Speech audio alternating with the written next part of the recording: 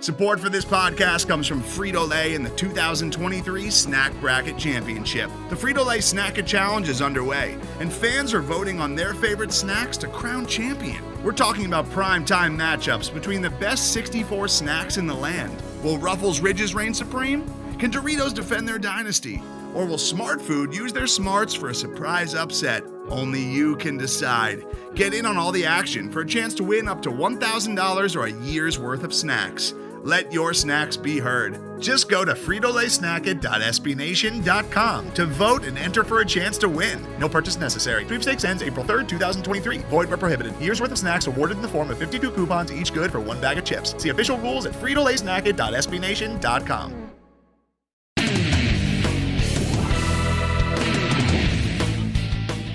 Welcome to the Black and Gold Banneret Podcast. Jeff Sharon, Eric Lopez, and Brian Murphy here with you for episode 201.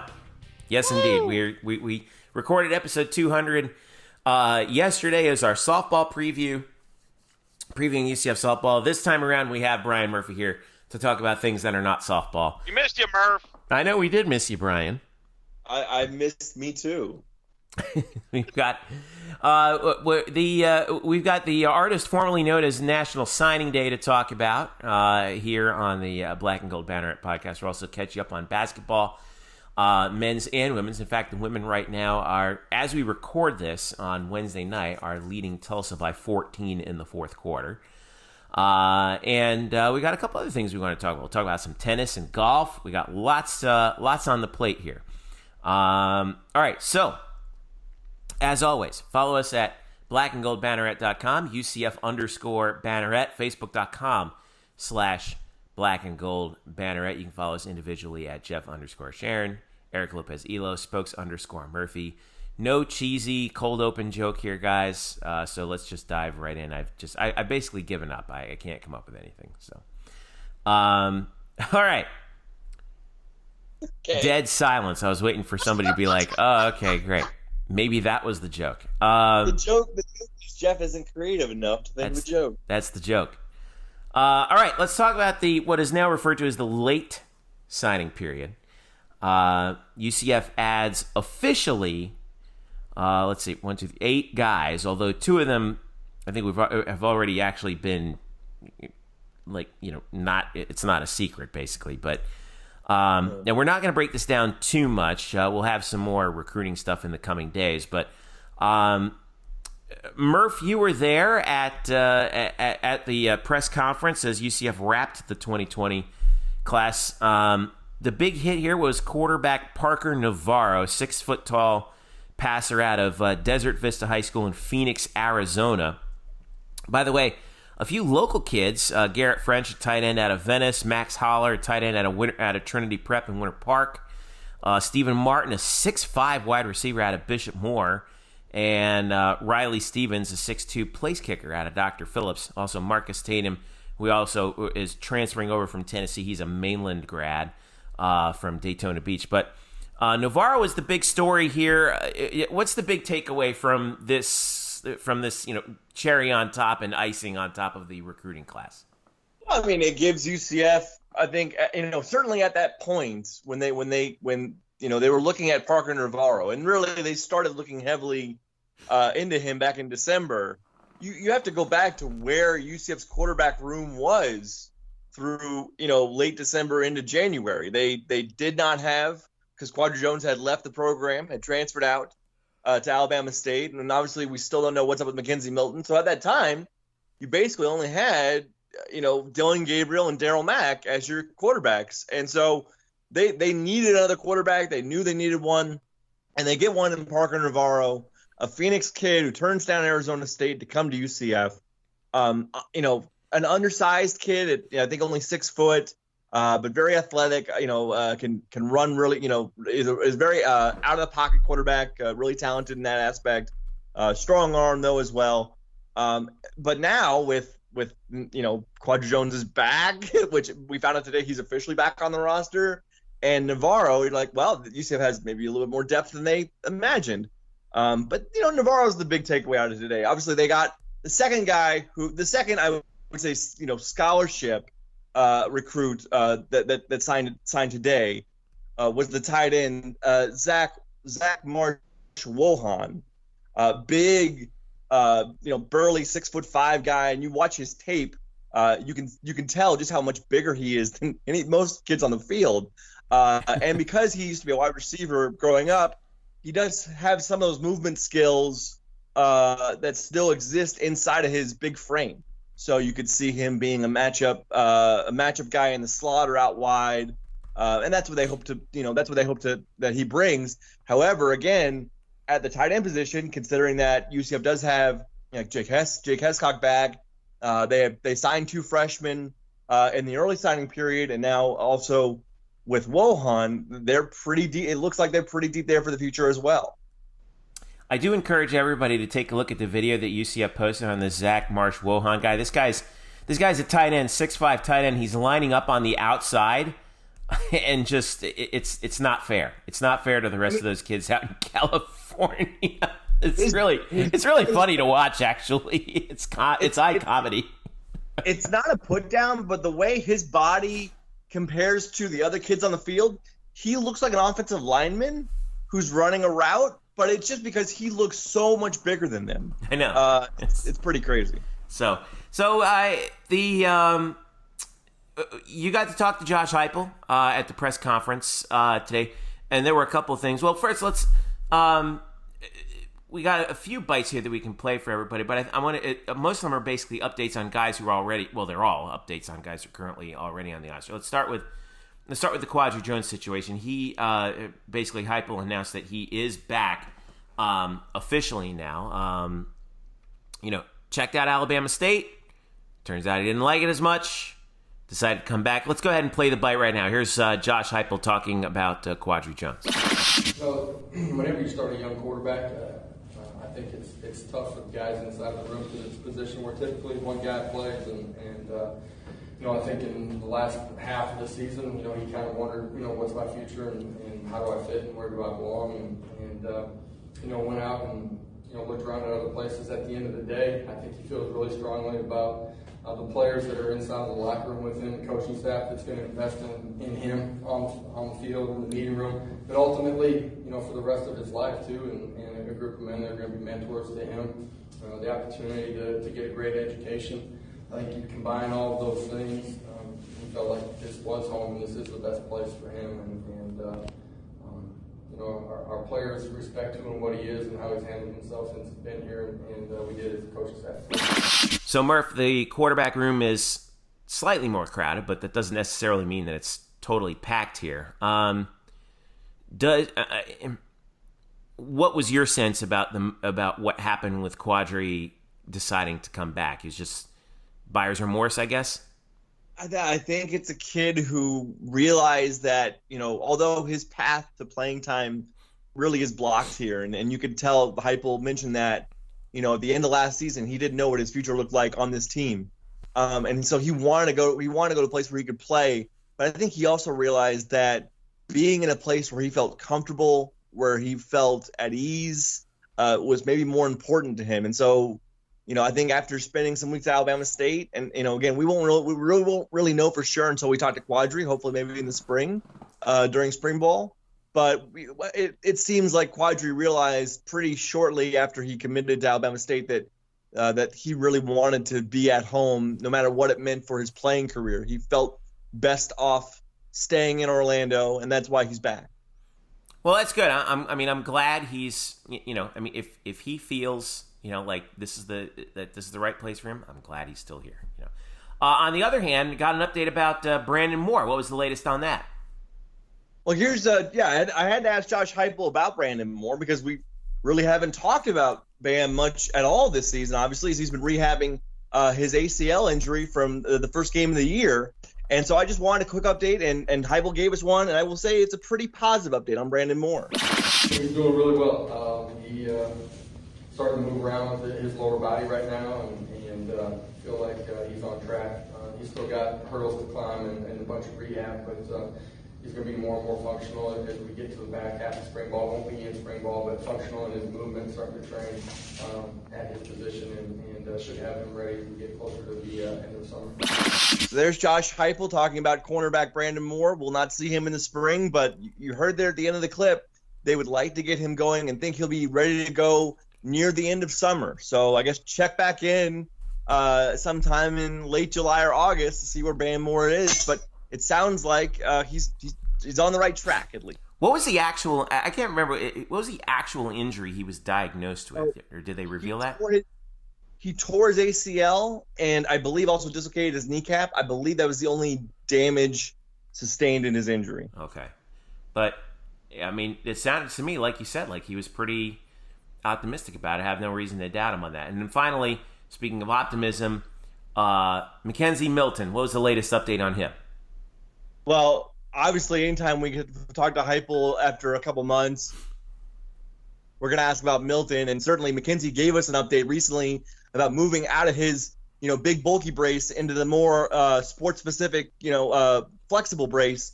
So we just asked Heupel today about what he thinks about that new development with McKenzie and really how he, judges where he's at in his recovery. First thing you take is just as a human being, I'm so excited for him, and just seeing him, you get the news, you're able to talk to him over the phone, he comes back from the visit, the next day you see him in the training room, he's doing squat jumps. Like those hurdles, those are phenomenal. A couple days ago he's changing out his brace from one that's a little bit restrictive to one that gives him full functional movement to do everything that he would want to do, and those are great moments in the mountains that he's had to climb from where this whole thing started. And I don't think any of us can appreciate how far he actually has come. And the mental toughness it takes, the physical toughness too, but the mental toughness to just get up and fight every day. And he's still got a long ways to go. He knows that, but he's got great joy. It's kind of like, pushing the snowball uphill, right? You get to the top of it, and all of a sudden you push it downhill, and it's starting to pick up speed. He's really excited about where he's at and where he's got an opportunity to go. All right, so that was Josh Heupel talking about McKenzie Milton. I still, obviously we still have. I mean, who knows? I mean, we don't know. Nobody get your hopes up in terms of the doctors clearing him to actually play football after that. Any news is good news as far as I'm concerned. I think with him, but hey, as long as it keeps trending in the right direction, that's good. It reminded me a lot of the I don't know if you guys remember the news that came out before the Super Bowl regarding Alex Smith, who suffered also a compound fracture of his leg, and then that in turn got infected and. According to him, almost lost his leg. He said the quote I believe I thought I saw was that he said he was lucky to be alive due to the complications that were taking place there. And that just goes to show you, like, some of the, how truly dangerous that injury was. And, it's a miracle he's managed to keep his leg. It'll be a miracle if he's, obviously he can walk. It's a miracle he can walk again. Playing football is another thing entirely, though, right? Absolutely, and I think we all need to keep that in mind. I know people want to, keep their hopes up that he does play this season, but I still think that it is a long shot. Just when you take into terms everything that he's trying to come back from and the precedent of players who've tried to do the same thing, it rarely, if ever, happens. So maybe he's the guy who can do it. That'd be great. And also, like you said, Jeff, how lucky McKenzie is. And we've mentioned this before, certainly in the aftermath of the injury, and I think it's something that we should never forget.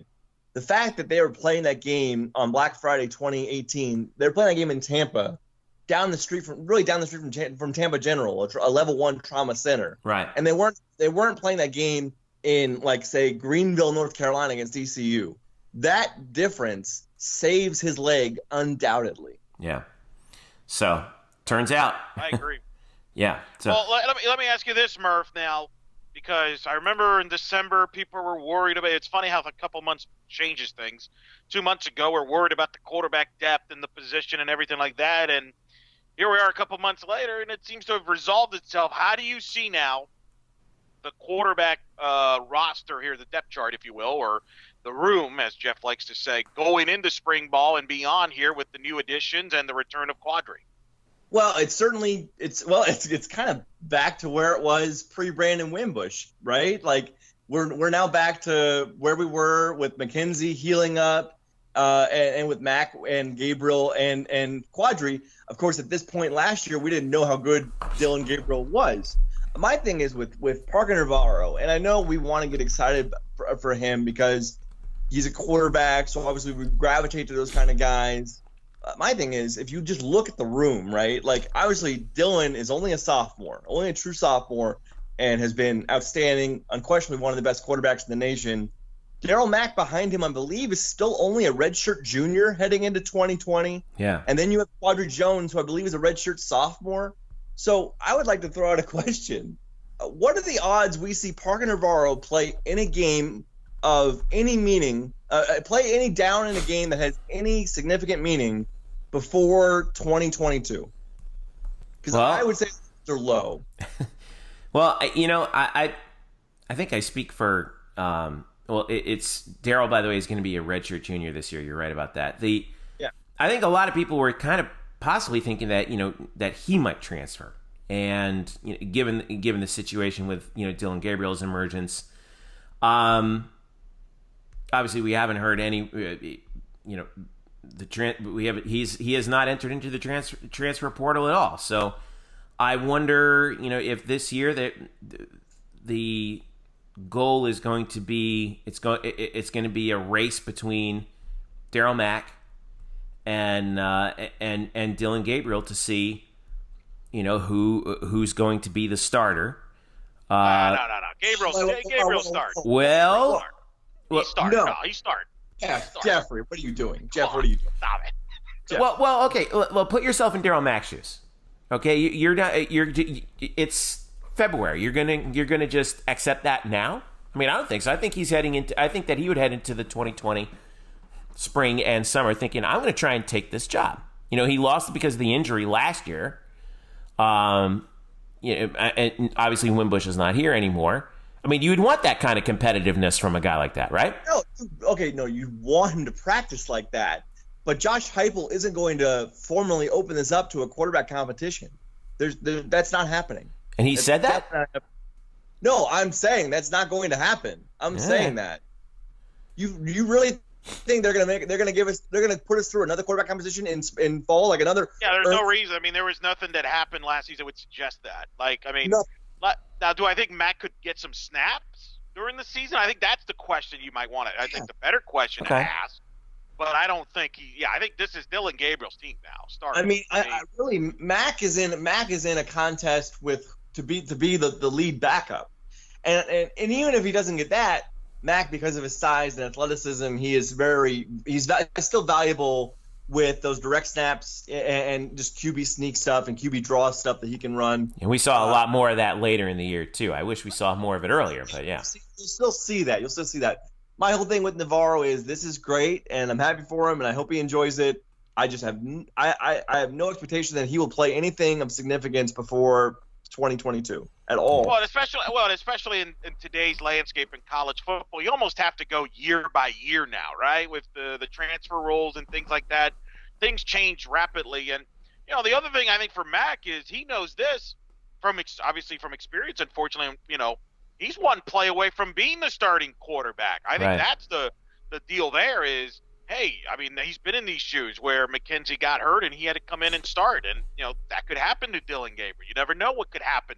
I mean, that's the thing. You just don't know what could happen between now and then the spring ball and then the fall and then the season starts. So, look, I mean, as long as you've got enough quarterbacks on your roster from that standpoint, I think you're fine. And I think that's the big success. Who knows about this class, who's going to be good and who's not. But I think if you're Josh Heupel and UCF, you feel, I think, a lot better, don't you, Murph? And you're sleeping better with your quarterback depth chart than you probably did, say, maybe through 3 months ago. Oh, absolutely. Well, even, 6 weeks ago.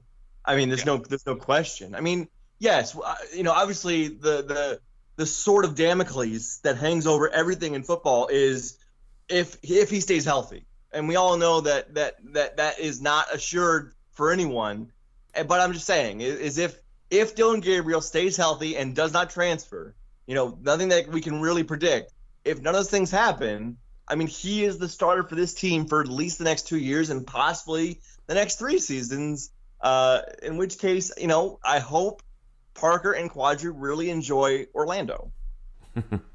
Well, they might, by the way. I mean, you joke. I mean, no, I don't. I hope they do. I mean, and remember, Mac, to my knowledge, is a father too. So you got to think about more than football sometimes when it comes to your decisions. And so I would argue that getting your degree and working at UCF is just as important right now, and being prepared for life after football and beyond. Take care of your family. Also has to play a role in this. I mean, it's a good point. So I think there's a lot of variations here.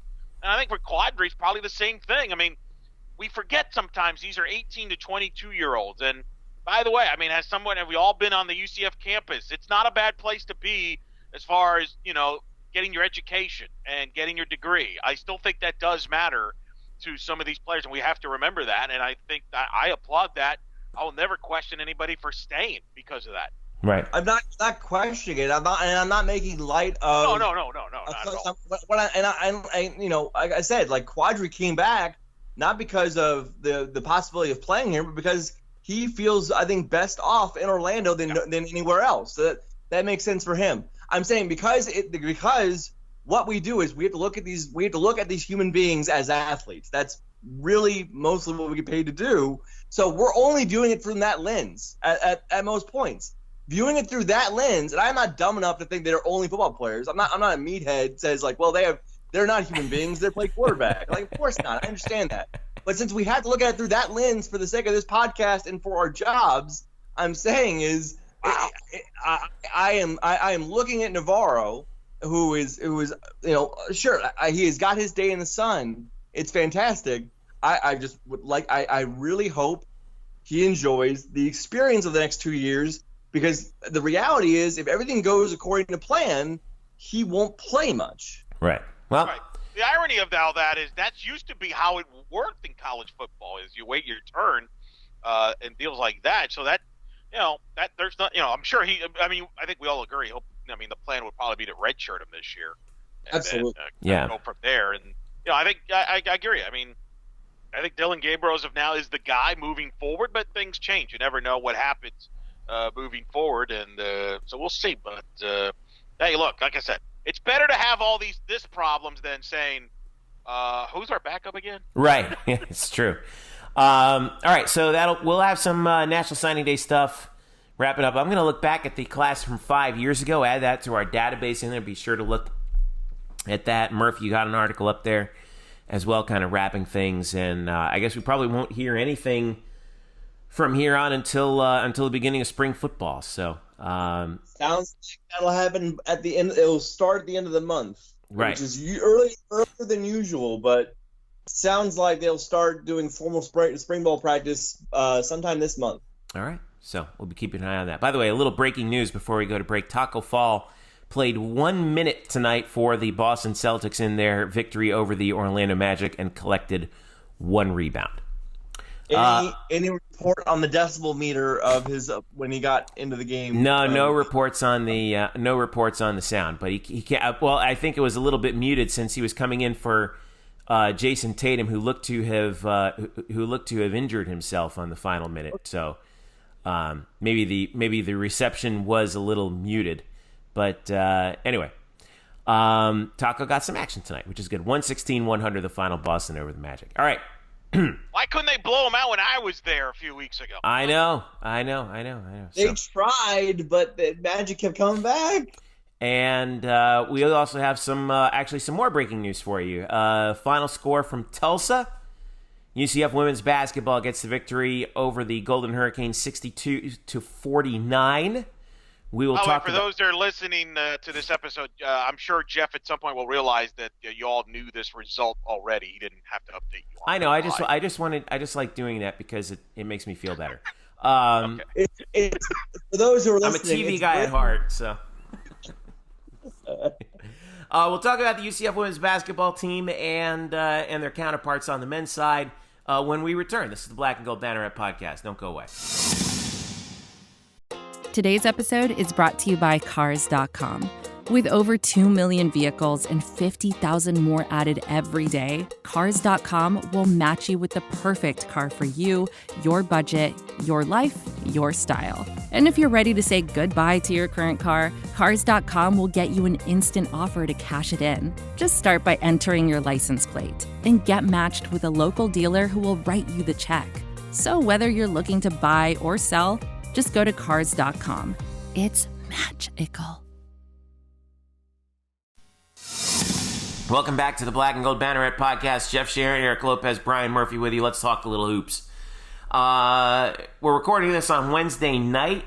Just in, you probably know this already, as Eric alluded to in our previous segment, but UCF women's basketball got the win over Tulane tonight, 62-49. UCF got 20 points on 9 of 21 from KK Wright to lead all scorers. In addition to 3 assists. Brittany Smith added another 12 points on 5 of 7. She just continues to I swear that's her line every night. 5 of 7, 12 points. Siani Martin, 9 rebounds tonight for UCF in the victory. So the Knights go to 5-4 in conference, bumps them up to a tie with Temple. They're 13-8. Excuse me, they are now 13-8, and because the American just updated their standings almost instantaneously, they are now 12. They are now 12-8, 4-4 in conference. Excuse me, tied with Houston for 7th. I feel like they just, first of all, this is a big road win, only their second road win of the year. Eric Lopez and Brian Murphy, they're 10-1 at home. Tulsa is not good. Okay, they're 1-8 in the conference, 6-16 overall, but you got to put that one away when you can. So they did, and I don't know how much we really learned from this win, but they got another big one coming up at Houston in a week. So any worthwhile takeaways from that, Eric? No, they had to do what they had to do, basically. It's good to see them defend well again. That's something they haven't been consistent with. When they've lost games on the road in particular. So I think that's a positive. And, when the road, it was good to get Kaba back playing in that game against Tulsa after missing the SMU game. Yep. To me, look, I said this, I was calling the SMU game. This is an important 3-game stretch here for this team. They must, in my opinion, win. They're 2/3 of the way there. They got to win that Houston game a week from on Wednesday coming up here, because after that Houston game, they host Cincinnati on February 15th. They host South Florida on Wednesday, February 19th, and then at UConn. So they need, they're 2 for 2 so far in this little stretch. They got to win at Houston. I know Houston's played well at home this year, but they need to win here, and then take your chances against Cincinnati and South Florida, and honestly win 2 of those 3, because you're probably not going to win at UConn this. So you really, those, to me, they got to go on a run here to get themselves back in the conversation for the NCAA tournament. They, in my opinion, probably have to win out, except for the UConn game. They're probably going to lose the UConn game. But other than that, they may have to win out and at least try to get up to that 2 or 3 seed going into the conference tournament, so you're in the opposite bracket of UConn. So yeah. I think these are positive steps, and to do that, they got to play well defensively consistently, and I think at least we have seen here for 2 straight games now they've played well defensively and have been locked in. So it's a good win. They got some help because Memphis beat Temple, not Memphis Temple. I'm sorry, Memphis beat Tulane in the women's hoops, I believe, on Tuesday. So that dropped Tulane down a little bit in the standings. So I think it's still wide open after UConn, don't you think, Jeff?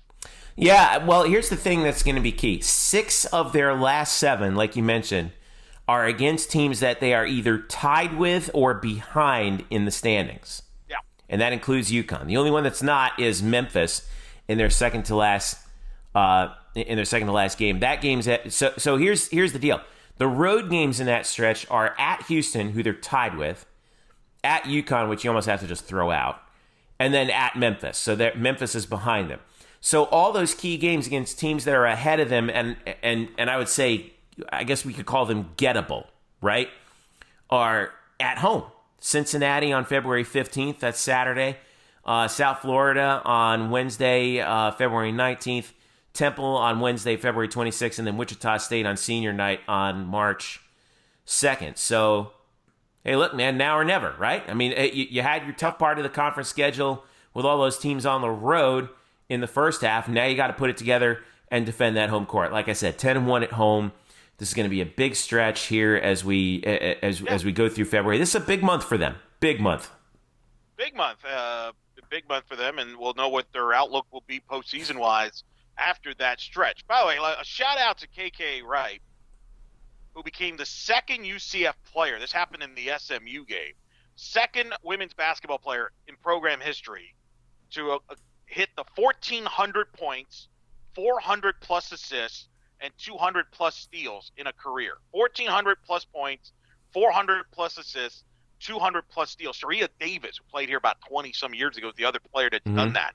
Hall of Famer. Thank you. Yes, Hall of Famer. And I think, obviously, KK's on her way to being a future Hall of Famer there. That's pretty darn good. She became the 7th player in program history to hit the 1,400-point mark against SMU. I know she's close to passing Aaliyah Gregory for 6th all-time in scoring. I don't have the numbers in front of me, obviously, with the Tulsa game being completed.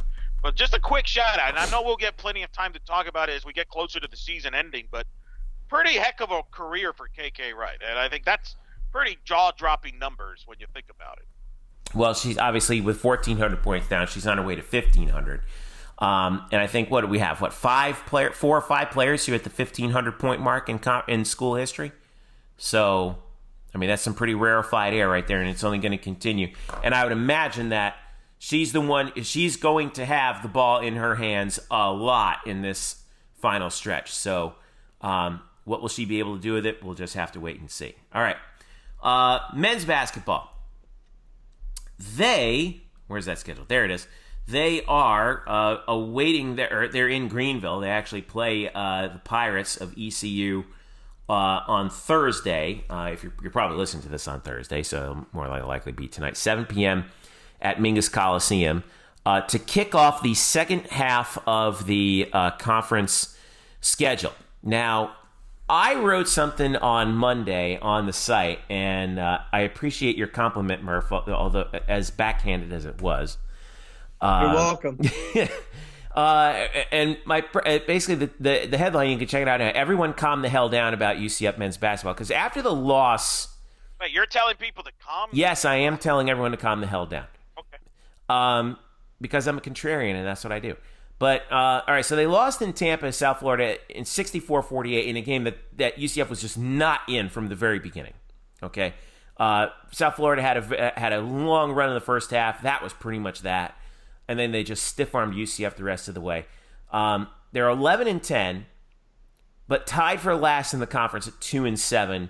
And, Brian, you were there. Johnny Dawkins said it was probably the low point of the season. Here's what I have basically 3 things that was like, okay, we knew this would happen. And then 3 things it's like, here's what we have to look forward to. The 3 things that we knew that would happen were, first of all, UCF was supposed to not be very good. They're picked 9th in the preseason in the conference.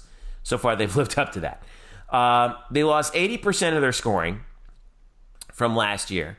And the 3-point shooting has not been good. It's been below expected. The one stat I thought was pretty interesting was you have only 2 Knights shooting better than 35% from the arc who've taken at least 35 shots from there. Darren Green and Cesar DeJesus. Matt Milan is shooting 30.8% from three-point range, and that's 10 percentage points below his career worst to this point, okay? By comparison, last year you had 2 UCF players over 40% and 4 above 35%, all right? So the 3-point, when you're struggling, the 3-point shooting can get you back into games. They just haven't been able to do it. It just hasn't happened. But the 3 things I think they can look forward to are, first of all, the reverse happens in terms of the scoring load. 80% of the scoring load should return for next season. They stayed pretty healthy, okay? 9 of the top 9 players in the rotation, 8 of them have played in all 21 games. And that does not include, obviously, Dre Fuller, who's finally back. And we'll probably see more of Ibrahim Famuke Doumbia and Tony Johnson Jr. in the coming weeks as well. They have not played all the games, but we saw a little bit more of them in the last few games. And this is the other thing I think it's interesting, Murph. The schedule in the last 9 games, play 18 conference games, are halfway through. The schedule in the last 9 is a little bit more favorable. The average net ranking of their first 9 games was 84.2. The average net ranking for their final 9 opponents is 109.8. So that includes 2 games against ECU, who they play next, who's really bad. Their net is 227. And 1 more against Tulane, who's 173. And UCF beat them in New Orleans earlier this year. They've also got some games at home against Wichita and Southern Methodist. 5 of the last 9 are at home compared to the 4 of the first 9 that were at home. So a little bit of a glimmer of hope if they can pull some things together here in the final stretch. However, Murph, you have a really horrendous... This is going to be Murph's absolutely horrendous stat of the night. Go ahead and hit us with that here, Brian. It's not a UCF-centric stat. It's actually more of an AAC-centric stat, so we'll save it till the end of the segment. Okay. But anyway, I think, kicking off this last 9-game stretch here, if they could what do they have to do to just get this thing going so they can finish on a good note? Make shots. All right, cool. Moving on. There you go. Guys, wow. Guys, I mean, it's not that hard. Like, it's so amazing how good a basketball team looks when the ball goes through the hoop. Because their defense has been there. Their defense has been good for most of the season in most games. Now, again, against USF, all of it was bad. Every single one of it was bad. But most notably, again, the three-point shooting and the number of just open threes that this team has missed in the last 2 games against Wichita, against Memphis, against USF. It's I don't know the exact number, but it's alarming how I know this team has been really struggling from beyond the arc. I get it. But even when they're getting clean open looks, they're just off. And so it's really discouraging to see that happen over and over again. So what else do you need other than that? Well, you still need Colin Smith to stay on the floor, which has still been a problem for him to consistently remain on the floor and not get into foul trouble. And then I think it's just ball spacing and ball movement, which at times has been really bad, just very stagnant. They don't run good sets offensively. But a lot of it's due to the fact that they really don't know, when everyone's struggling, who do you really try to work to get a guy open, especially when Colin's not on the floor because he's got 2 fouls at the 10-minute mark of the first half. Yeah. So it's really difficult. Again, this is all offensively based because, again, the defense has been, I think, at least, acceptable, if not better than that, at least acceptable. I just feel like they're well below the mean on shooting. It's is this mean going to regress at some point? Certainly guys like Darren Green, should be better. Brandon McCann, should be a good 3-point shooter. I don't know what's happened with Matt Milan. At this point, remember he had that few game stretch where he was hitting and then he's just back into a slump now. And part of me wonders with the way this entire season has gone, if he's just not nursing an injury that we don't know about. And that's totally me speculating. So, sports journalism at its finest. That's what we're here for. But really, this is so not what they expected offensively out of Matt Milan.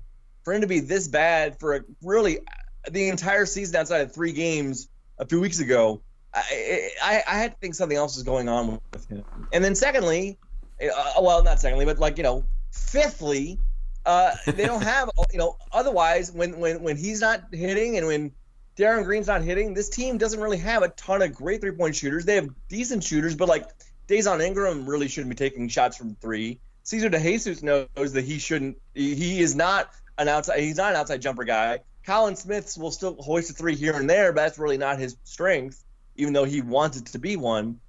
So really, they just need to get better on the outside next year. I think if the defense stays, I don't think the defense will go anywhere. I think the defense will still be good next year. It's just about, can you add, 5, 6, 7 more points per game with the guys you're bringing in and the guys you have returning, and hopefully experience pays off there. We knew this would be a tough year, and it has been everything in that and more, really.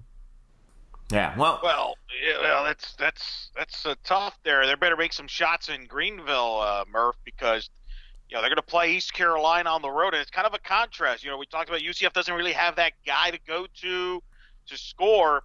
East Carolina has that in Jaden Gardner. Jaden Gardner averaging 20 points, 10 boards a game.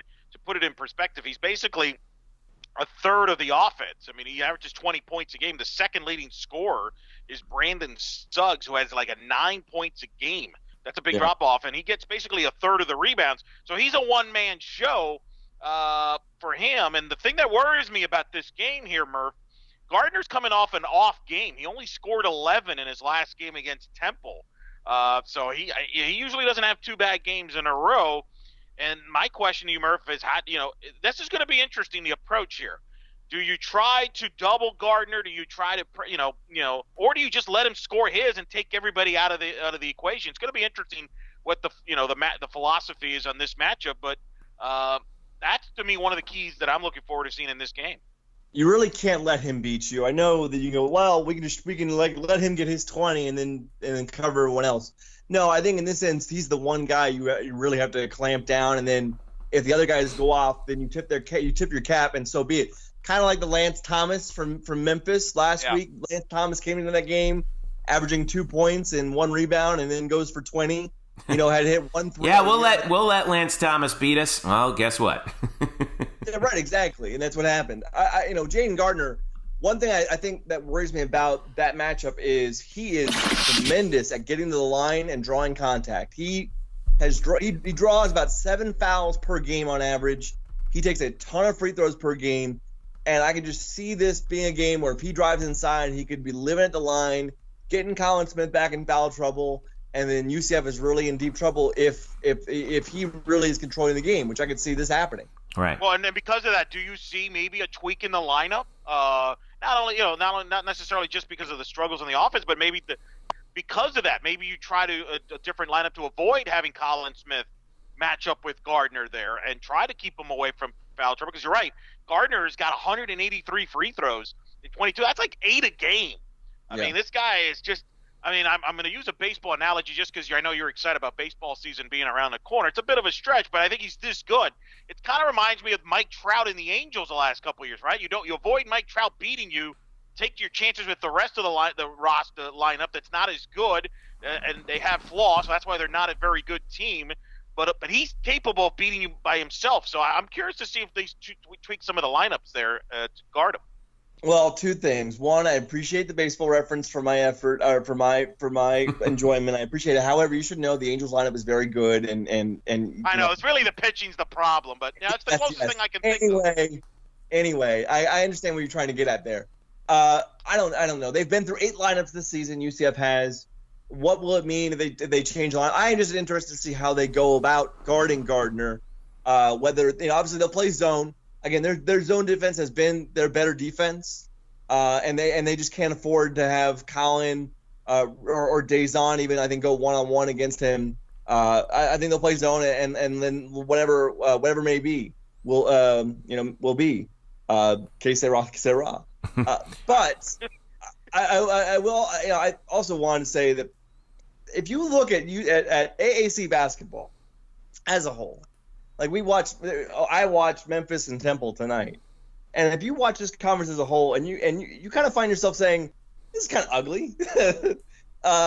This is actually, we talk about how bad UCF has been on offense this year. Did you know that this conference, the American, is the absolute worst among all D1 conferences in 2-point shot percentage? There are 32 D1 conferences. The AAC is 32nd. Where is this? Where do you find that number? Holy smokes. 46.9%. 3-point shooting percentage, they're much better. They're 29th at 31.1. By the way, ECU and UCF, the 2 worst 3-point shooting teams in this conference. Awesome. It could be just another brick house kind of game where he just, What's the over-under? No, but I got it. All right, hang on. Wouldn't surprise me if it's off the board. But anyway, go ahead, Murph. No, I mean, I would say it's probably like 120 something, like 120 something. All right, let me see. Let me ask you though, Murph, let me ask you about that stat. That's a pretty impressive stat. I'm not gonna lie. That's pretty. Really good. How much of that is bad offense? How much of that is good defense? Because you have said in previous podcasts when we talked about some of these teams about how good they are defensively. I mean, Memphis, who we saw about a week ago, is third in the country in field goal percentage defense. So how much of that is the fact there's some good defense? Kelvin Sampson's a defensive-minded guy at Houston, for example. I'm not going to, and things like that. And then you got a team like Tulsa, who's we're going to talk about in a minute, coming to town here. They've played very good defense, only allowing 63 points this season, and they've been very good defensively there, and only giving up 38% from the field themselves defensively. Tulsa has. We'll talk about them. But how much of that is good defense that's contributing to a lot of that? No, it's absolute. I mean, there's definitely. It's not all bad offense. Like, there's a reason why 9 teams in this conference. There are 9 teams in this conference, UCF included, that rank among the top 75 in adjusted defense. I mean, it's because there's really good defenses in this conference, and and not all of them play the same defense. Some of them shift differences. I mean, you'll see Tulsa coming in here on Sunday plays a kind of an amoeba defense with a kind of a shape-shifting man into zone D, which is really difficult to score against. So get ready for that this Sunday. UCF had trouble. Murph, we were there last year. Remember, UCF had trouble in the first half against that defense and had to make big adjustments in the second half. And I think they went inside more or spread it out, and it got going in the second half and squeaked out a victory. But that was a tough matchup with that defense last year with Frank Hayes, and now that was with BJ Taco and company there. Yeah. UCF won that game 64-62 in Orlando last year. It was about last January.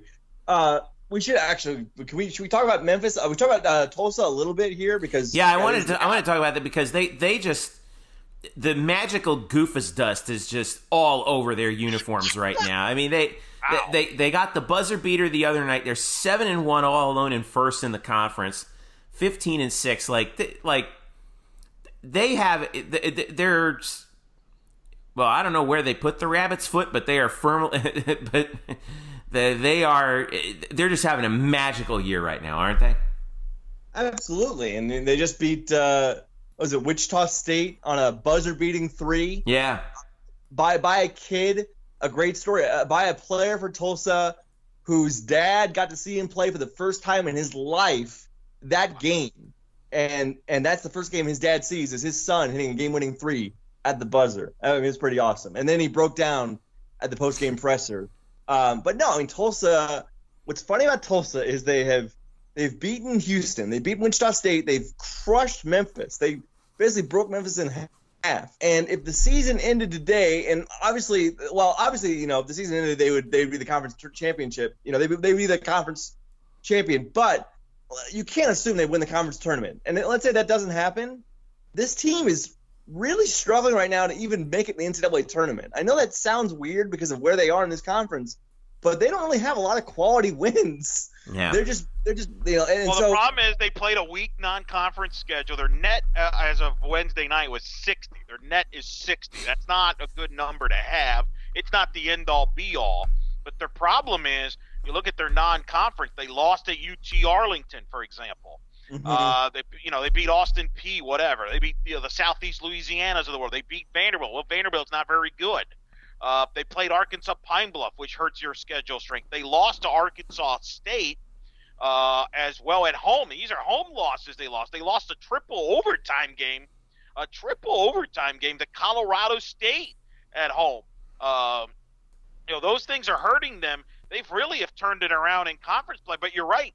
They may have to win the tournament still just to feel comfortable about getting in. And what's even wackier, okay, you talked about the deal. This tells you all you need to know about this year in college basketball. In Joe Lunardi's latest bracketology, he's got 4 teams from the American in, with Tulsa obviously as the projected automatic bid as a champion. And then you got Wichita State, and you got Houston in, and then he's got Memphis as one of the last 4 teams in. One of the teams that's one of the first 4 out, Cincinnati, Murph, who somehow has crawled their way back into the mix despite some of the most horrific losses you can think of in the non-conference. So the American could end up with being a 4-bid league, maybe even crazy go 5 if certain things break their way, which is pretty remarkable.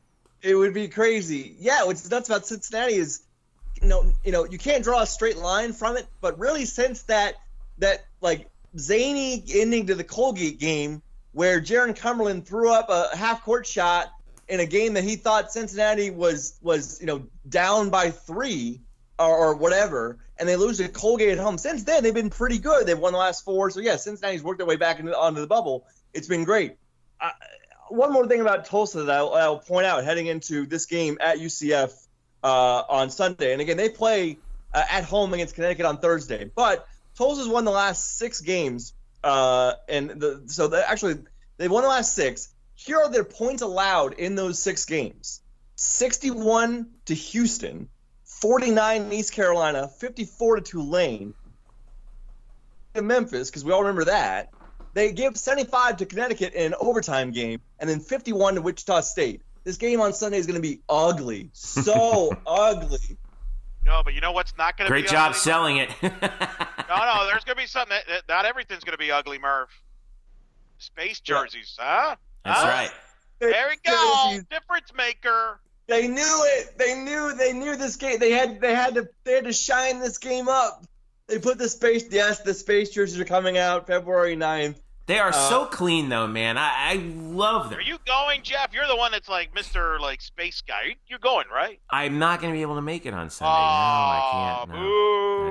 I know. I am covered in shame. By the way, Tulsa 48th in the NCAA in scoring points against. This is a good defense there. They're going to have to prove they can win on the road and to maintain their spot, though. I mean, it's going to be wild finish there, and it's going to be interesting. They have struggled historically at UCF. By the way, Tulsa 25th in the country field goal percentage against, giving up 38%. So it's pretty kind of crazy there. So I don't know, man, guys. You're right. I mean, Murph, it's going to be – we're probably expecting 2 low-scoring games. What else is new? You just hope UCF can make some shots, as you brilliantly broke down UCF's what they need to do. Make shots and put do the that. ball in the basket. By the way, I found the over-under for the ECU game, and according to OddsShark, it is 136.5. Oh. I'd probably go under on that, but have to make Murph. You might. I'll step aside. UCF, by the way, is a 3.5-point favorite in this game. So. That is amazing. That's basically saying that if this game was in Orlando, the UCF would be a 9.5-point favorite. Like, wow. I don't understand how that works. Yeah. I'm taking ECU with the points. I mean, yeah. Wow. All right. Wow. I'm just saying, like, that's a lot to give up for a month. Don't tell Coach Dawkins. Oh boy. I'm sure he's. Yeah. I will say also, if UCF loses this game and goes back to back this week, basically losing at USF and at ECU, I know the fans have been asking this question for weeks now, but I think it would be legitimate to ask Coach Dawkins before the Tulsa game is, at this point in the season, which they would be then 2-8, and after losing to those subpar teams, do you look at even getting your freshmen more minutes at the expense of the seniors, the transfer guys who are here for 1 year? But you really need to start looking toward next season and getting those guys more minutes in the games going forward, because this season at 2-8, I mean, what can you do other than plan for next year? Right. No. On the other hand, if we upset Tulsa, do we just wear the space jerseys the rest of the year? Oh, I would rule it out. You're definitely they're definitely gonna bust him out for the conference tournament, I would have to think, right? I'm just saying, look, Murph, because I'm not going to be able to be there. I have softball commitments, but if we do upset Tulsa, that question has to be asked. We got to keep the space jerseys, right? At that point, you can't mess around with that kind of karma. With that winning streak of 1. Right. Hey, look, if it works, keep it going. So, just to recap, at ECU Thursday 7 p.m. on ESPN 3. Sunday, Tulsa at home 2 p.m. Log in, Murph. Gotta log in. Gotta log in for that one too. Gotta log in for Tulsa as well. ESPN 3 as well for that one. And we will carry live blogs for both games. Wow, 2 online games. Wow, that's why. Who's calling? Let me see. I don't know. Do we want to know who's calling the ECU? Calling it. God bless him over there. I'll be writing the recap after the ECU game for the site. Well, hopefully it's positive. Exclusively breaking news. We just had a Murph note there. Murph Bombs recap, or something to that extent. What? I don't know. I was just I'm excited that you're writing a recap for us. Oh, this thing is totally off the rails now. All right. We gotta get a break. Well, we're gonna take a quick break. When we come back, we'll talk a little bit of some more Olympic sports. By the way, we'll hear from tennis. We'll hear from UCF golf as they go through the early part of their seasons here in the spring, and UCF tennis in the rankings as well. We'll talk about that and a lot more. We return. It's the Black and Gold Banneret Podcast. We're back after this. Welcome back to the Black and Gold Banneret Podcast. Jeff Sharon, Eric Lopez, Brian Murphy with you here. We are recording this on a Wednesday, February 5th. Thursday, February 6th, gentlemen, here we go. UCF softball is in action. Let's go. Season gets underway at home. They have a murderer's row schedule. We're not going to break down the whole thing. Just suffice it to say UCF is playing every day this weekend, Thursday, Friday, Saturday, Sunday. You can listen to our 6 o'clock Thursday night. Yep. All right, they'll be starting on that one. Yep. You can listen to our special UCF softball preview show. Interviews with Aaliyah White, senior star pitcher for UCF, as well as head coach Cindy Ball-Malone. Me and Eric breaking it all down for you. We go over the schedule and a lot more for this team as well on your feed. So. I've been a very good teammate. I've let you talk baseball all these previous episodes. I had to let out a lot of softball content on that episode. Hour and a half, my friend. I have thrown the gauntlet for next week when we do our baseball preview show. An hour and a half, my friend. Do you next have it week we will have. Well, we'll do 90 minutes of baseball next week, no doubt. If we don't, Sam is going to get mad at me, and I don't want that to happen. As the baseball aficionado on this podcast, we will not be doing 90 minutes of just baseball on this podcast. We will not. No. All right. I forbid it. Wow. Challenge accepted. We did a 90-minute, brother. That's right. We've got let's talk a little bit about tennis here. We'll talk about a little tennis and golf. First of all, the women's team, they're off to a 3-2 start, but they are still in the rankings here. And they got a big win over number 18 Texas A&M at home. 5-2 was the final in that one. Valeria Zaleva won her singles match. Tatiana Makarova won her singles match. Evgenia Levashova won her singles match. And UCF, who's ranked number 15 in the country, took down Texas A&M 5-2. Brian Kaneko, the head coach of UCF women's tennis, was on hand to talk about the postgame match. Here's some sound from Coach Kaneko, courtesy of UCF Athletics, following their defeat of the Aggies. Thought we started out really, really well in doubles. All courts did a pretty good job to set the tone, and Texas A&M came back. They fought hard. They made it really tough, obviously, but. I think we were up 2-1 in the match, and G was, down 8 or 10 match points, whatever it was. And for her to just stay alive and win that second set after being down 5-1 took a lot of pressure off the rest of the team who was on the court. So that was huge for us, and couldn't be happier for Domi. She's been a big part of this team, and for her to get a good win against a great player for A&M, that was huge for her and her confidence, and so very happy all in all. All right, head coach Brian Kaneko of UCF women's tennis. They have 4 in a row at home coming up, including Valentine's Day. Their next match Friday. They have 12 days off. Friday noon against TCU. And they also play Santa Barbara in a match that's actually split.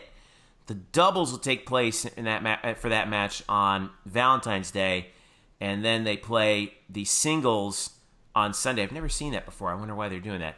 On Sunday, February 16th. Also, Nebraska is coming in on February 16th, and Ole Miss on Friday, February 21st. Good start for UCF women's tennis, Eric Lopez. That's right, it is. And by the way, I got to give you credit. Last week you threw out some dates of us possibly going out there to the USTA Center. One date that jumps out, and it's a little ways away, but March 15th, Texas comes to town. They're ranked 7th in the country. That's going to be a big one. Could have a top 15 matchup. Could be. I wouldn't be surprised if that ends up being on a tennis channel, televised there. So that might be one that you and I, Jeffrey, have to go check out in person. Unfortunately, Murph will not be with us because he'll be at UCF Yale, that big conclusion of the UCF Yale baseball series. But Murph, the good news is Yale women's tennis plays at UCF the next day on Monday. So you can have 4 straight days of UCF Yale sports. Wow. I mean, what else do you want in life? I mean, what else do we need? All right. So, by the way, College Match Day, that big Tennis Channel event that they have, UCF not playing in any of the matches. They got Florida State. They're going to have USC, Notre Dame, and then Florida State, Ohio State on the Tennis Channel on February 15th and March 1st, respectively. No UCF on College Match Days. No respect? What the? Bummer. Big bummer. Tennis Channel. Get it together. I'll tell you what, man. Between ESPN, that's why I watch ESPN's tennis coverage over the Tennis Channel's coverage. For that reason, right? Give me Fowler. Men's tennis. They are 25, baby. Yeah, 3-3. They took it to Virginia in Charlottesville, 6-1. The Gabriel DeCamps, number 22 in the country, won his singles along with Juan Pablo Mizuki over number 115 Ryan Getz of Virginia as well. UCF won 5 of the 6 singles matches and obviously 2 of the 3 doubles. And UCF gets the victory over UVA in Charlottesville, 6-1. They play another team. They're at Illinois in Champaign on Sunday. And Illinois is also receiving votes just like Virginia. So 3-3 for John Roddick, man. You talk about we spent that softball podcast talking about the softball schedule and John Roddick. Let's give John Roddick when it comes to scheduling. He's the honey badger, man. He just don't care. Right? He's just unbelievable. The tough schedule they've got his team. That's why they got respect. They're getting in the top 25. Yeah. So that's a lot of Big Ten, a lot of ACC, some Pac-12 in there. I mean, it's murderer's row, man. I know we've said this in previous podcasts, but again, it's worth mentioning. We got 2 tennis programs in the top 25 right now. Danny White tweeted it out too today. He said, "Yes, I'm yelling." And he should, because Jeffrey, nobody would have ever imagined this. Nobody. This is. I know people, college tennis is not a big popular sport, so I get all that, but of all the Danny White accomplishments, this is at the top. The turnaround of this tennis programs is remarkable. I've never seen anything like it. Yeah. And it's tremendous credit to him because, and to John Roddick and Brian Kaneko, they've done an amazing job pulling that all together. And man, they deserve it. Women's golf. Their spring season is underway. They hosted the UCF Challenge at Eagle Creek Golf Club locally. Pretty good slate of schools coming in. They had Illinois in there, North Carolina State, Penn State, Miami, Purdue, Oklahoma State coming down, ECU as well, UNC Wilmington. The leaderboard looked like this. UCF finished tied for 6th with Iowa State. Kent State was actually the winner. UCF finished at -2 as a team. Kent State was -21. Among the teams that UCF beat out, Illinois, who's 14th in the country. The player leaderboard, highest UCF player was Alyssa Lamoureux, who finished in 20th place at 2 under par for the tournament. Renata Grimstad of Miami won with a 14 under par. Man, that's amazing. For UCF, Tunrata Pidden, she finished in tied for 21st, as well as Anna Laura Collado was tied for 28th, and Elizabeth Moon tied for 33rd. So good start for UCF women's golf, and we hear from again. well, let's see. Their next tournament coming up is the Moon Golf Invitational at Durand Golf Club in Melbourne. So a local tournament starting February 17th for UCF women's golf. Let's hear from Emily Marin on UCF's initial tournament of the season. It's a really special week in golf. We only get to be at home one time the whole year, and having that feeling of just being on your home course and having your friends and family out here in beautiful weather, it's a great start to the spring season. Emily Marin, once again, as her team is on track to challenge once again for hopefully another American Athletic Conference championship later on in the year, hoping to finish in good shape here. They have only 4 tournaments until the conference championship, which is in April. So they play one tournament, this tournament in February, 2-day tournament. They play 2 tournaments in March, 1 tournament in April, and then it's off and running to the American, which they will host at Palm Coast. So not a lot of opportunities, but hey, got to make it happen. So their counterparts on the men's golf side, they have yet to start their season, but they will actually in 10 days at the Gator Invitational. And again, courtesy of UCF Athletics, they posted a preview from head coach Bryce Waller, and here's what Coach Waller had to say about his team coming in. They won the Tavistock Collegiate Invitational in the fall, which is a big win for them, as well as the Hartford Hawks Invitational. So 2 wins in the fall. What's in store for the spring for head coach Bryce Waller? I think looking at our team, we're fairly young, and I think that showed kind of in the fall. We had some incredible performances individually as a team. We had to try and play without one of our better players as he represented China. We played extremely well at Isleworth and won at home, and that's record-setting for our program. I think that just shows our youth. We have some great personalities. We've got some people working really hard, but I think now we've really got to get to work. All right, and our thanks to UCF Athletics for gathering that, and should be another good year for golf. It's one of those things where it's hard to say what expectations are, obviously, because it's golf. It's so unpredictable, but they should contend once again. I mean, why wouldn't they in this case? It's and especially on the men's side, you win Tavistock. That's huge. I mean, and it should be a big springboard for them heading into the spring. No, Eric?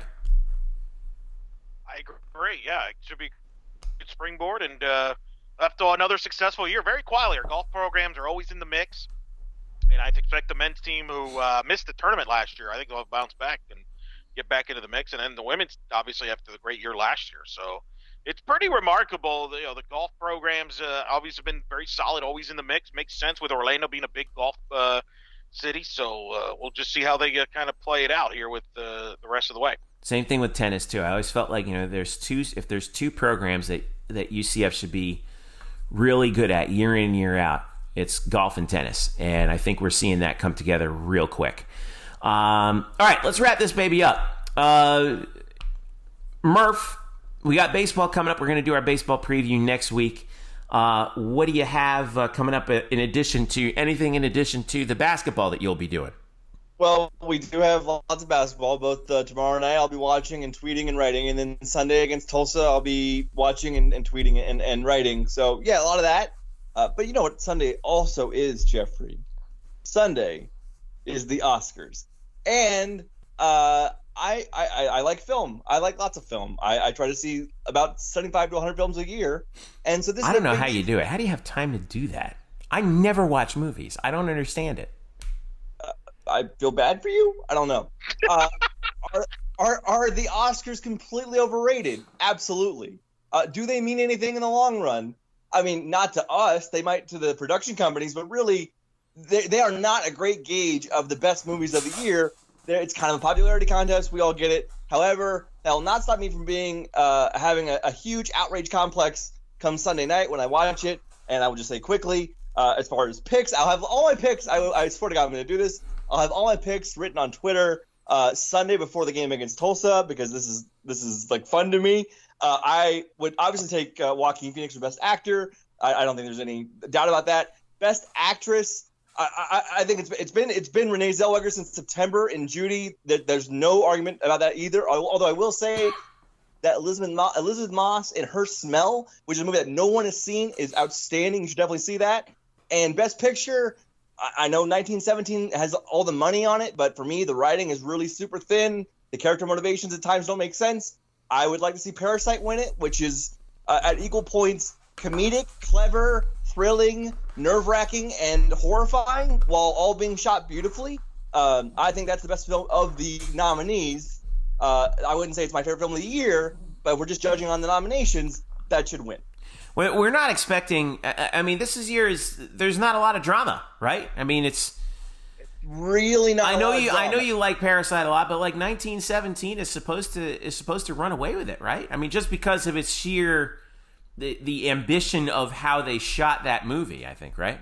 Well, again, no one is doubting its cinematography and the look of that film. I mean, obviously, when you've got Roger Deakins being plugged in the trailer for the film, how often do you see a cinematographer being advertised in the trailer? Like, that doesn't happen. They wanted it to happen because they knew it was a big deal and they wanted him to win an Oscar. He will win the Oscar for cinematography. There's no doubt about that. However, if we're judging it as a full movie, I have issues with it, much more so than I have with Parasite or even other films on that list. I like Little Women more. But again, we're getting too far down the rabbit hole. I'll write about all this on Twitter this weekend. I'm so excited. Yes, I mean, I know it's a complete popularity contest, and it doesn't mean anything. It doesn't matter. This is the culmination of 12 months worth of work for me. I just went and saw every film nominated in each of the 3 short categories: documentary short, animated short, live action short.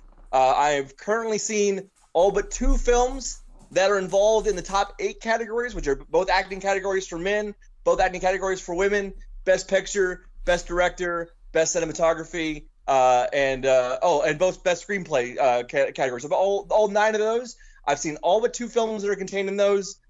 This is a big deal. I don't care what anybody else thinks. I love this, and I am ready to be irrationally upset Sunday night. Meanwhile, I'm almost through with the first part of my New Year's resolution of watching more movies, like the big movies that I haven't seen yet. And wait, Murph, I thought you were going to write like a UCF movie like this weekend at some point because of the Oscars. Oh, I forgot about that. We didn't get it. I got no submissions for a cast for the 2017 pick that we were gonna do. So listen, you people listening to this podcast, you should be ashamed of yourselves for not heeding the call. Don't drag the list. What are you doing, Jeff? Don't drag the list. Got absolutely nothing. No, listen. We put the call out there. We know you people listen. We know it's interesting. Come on, give us your ideas on it. By the way, I think they just don't want to defer. I think they're more curious what Murph's going to put in the cast, which I'm kind of really. I'm not worried about that. That's evergreen content. Grant, I did forget about that. I apologize. There's no reason why we can't come back to that next year, or for any other UCF related. Duke, like you said, like the Duke basketball game, we could do that too. Let me ask you, Murph. So what if this? And it's not going to happen, but it would have been interesting if it would have happened. What if you're watching the Academy Awards, and the Mookie Betts type trade happens during the Academy Awards? Oh, for heaven's sake! Oh my God! What would you have done if they announced like Joker win Best Picture and Mookie Betts got traded to the Dodgers? My mind, like blood was trickling out of my eyes. I have massive aneurysms happening internally. You have to send somebody in to check on you. I will say, if there's one film that, I mean, people will probably hate this because Joker's probably the film that people have seen the most out of the nominees. But as much as I like Joker, that's probably the least deserving Best Picture nominee. Great performance, though. Oh, God. I mean, absolutely fantastic performance. Yeah. Not great directing and pretty awful writing. I almost said a curse word there. But look, I'm gauging that in terms of comparing it to the other films. If you go back, I wrote about Joker in like a 5-tweet thread back in October. I liked the film, but I think as time has gone on, and I've watched it again this week. Yeah, I watched it again, and then watching all the other films that are nominated. It clearly probably doesn't deserve to be a Best Picture nominee. There are a ton of films that did not get nominated that should have gotten more love. the number one film on my list for that, as far as films that got overlooked, is by far The Lighthouse, which is a complete acid trip of a film that's not for everybody. But the fact that Willem Dafoe or Robert Pattinson do not get nominated is a sham. It's ridiculous. But anyway, if you have like 2.5 hours and are willing to lose your mind, go watch The Lighthouse. For more movie hot takes, follow _Murphy Murph, on Twitter, particularly on Oscar night. Can you at least do this request? Can I do this request then? Since you're going to write the recap of the UCF ECU basketball game for us on the Banneret, can you do it like a movie critic? Can we at least do an Oscars theme? Depends on how horrible the shooting is, like we were talking about in the last segment. That's what I'm saying. All right, Murph, you can critique it like a movie, and kind of to get in the spirit of the Oscars. And I don't think Jeff would have a problem if below the article you just write down the pick so we can have it on record. So you want me to do like best supporting actor? Like what are the other I'm open to anything. Anything that's not the typical, Oh my God. You can do categories. Any atypical gamer, I'm all for. I'm all for it. Or you could be Siskel and Ebert. I don't know who's the Siskel and Ebert of today's era now. Do we have a Siskel and Ebert? I don't know. No, they're both gone. I mean, the internet, really. It's the internet. Just Rotten Tomatoes. Yeah, that's my request. Write the UCF ECU recap like if it was a movie with the Oscars theme to it. You could be either movie critiquing the game as a recap, or you could do categories like you just said. It's your recap. You do what you like to do. We'll figure it out. I will try this. I will admit the thought and suggestion have got me sweating, but it's probably because I'm sitting with a sweater on in a 75-degree apartment for no reason. Should we? So I know we'll get into this next week with baseball. UCF's got Andy Barkett. Should we thank him? Like, you wrote the story of Andy Barkett coming to UCF. You used a photo of him with Mookie Betts, and now Mookie Betts is gone for Boston. So we give him thank you for that, or like what? What are you insinuating? Thank you, Mookie Betts, for leaving Boston, as we're all anti-Red Sox fans. Okay, no. Oh boy. There goes half the audience. So like we said, Sunday night for Oscar takes, _Murphy. I'm going to be following intently. Eric, what do you got coming up? I will be on the air for the duration of this last week, unless this severe weather that all these weather guys are freaking out about on Thursday night hits. Yeah, man, this thing is coming, man. We got a big front coming our way. Cold front, man. Like a 10% chance we get wind. See, listen. Like I got my guy Eric Burris from Wesh on. I rang the bell on him for notifications because he's got it pretty down. We're probably going to see some nasty wind on Thursday night. Define that? What is that? You're talking about severe wind. You're talking about some gusts that might be nasty north of here. They're thinking there's a tornado watches that are in effect. I mean, it could be.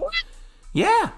So now it's not guaranteed that a tornado will happen, obviously, but they gave it a 5% chance of happening. Well, for now, but let's see how the forecast rolls through tomorrow night. I don't know. They're always dead on. Hey, listen. Don't go there with us, Eric. We will flame you really hard on that. We already did this during the hurricane season. Don't you dare! Don't defame meteorologists. Don't be that guy. Point is, I'm telling the audience, do not let the weather people freak you out. Go out to softball this weekend. We got UCF hosting the tournament. That's my whole point. Go out. We're going to have good weather. We're going to get these games in. If for some reason you can't make it, you can tune in to the Twitch UCF_softball, all the information. I will be on the air.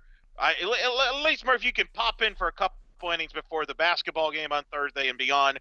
So I'll be on the softball all weekend long at the complex. Look forward to seeing everybody there. I think our friend Sam Unger even said he might come out. So we want the more the merrier. Don't listen to these weather people. That bad weather is going to be while we're sleeping anyway. So Thursday night into Friday. You're talking like 10 p.m. Thursday night into like the early morning on Friday. So we'll see. We're sleeping. Just get out. As long as it gets out of there by 9 a.m., we can play ball.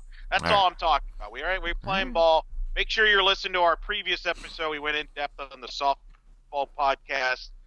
season preview with Coach Bear, Coach Ball Malone, and Aaliyah White. So I'm looking forward to it. Looking forward to getting the softball season going. That's where I'm going to be. That's where I'm doing all weekend, regardless of what these meteorologists tell me what to do. All right. Well, all right. God, this is really close to I don't trust scientists. Right. Yes. Science. Who cares about that? Anyway. All right. Let's wrap this puppy up. Don't forget to follow us at UCF_Banneret on Twitter, Facebook.com/Black Gold Banneret. Follow me at Jeff_Sharon.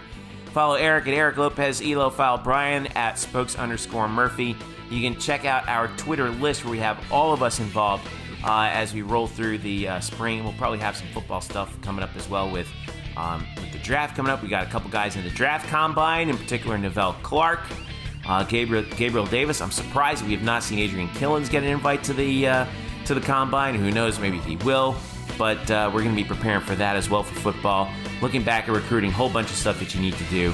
And obviously our softball preview, like Eric mentioned, and we'll have the baseball preview up next week. For Eric and Brian, I'm Jeff. Thank you so much for listening. This has been the Black and Gold Banneret Podcast. Enjoy the weekend. We'll catch you next week.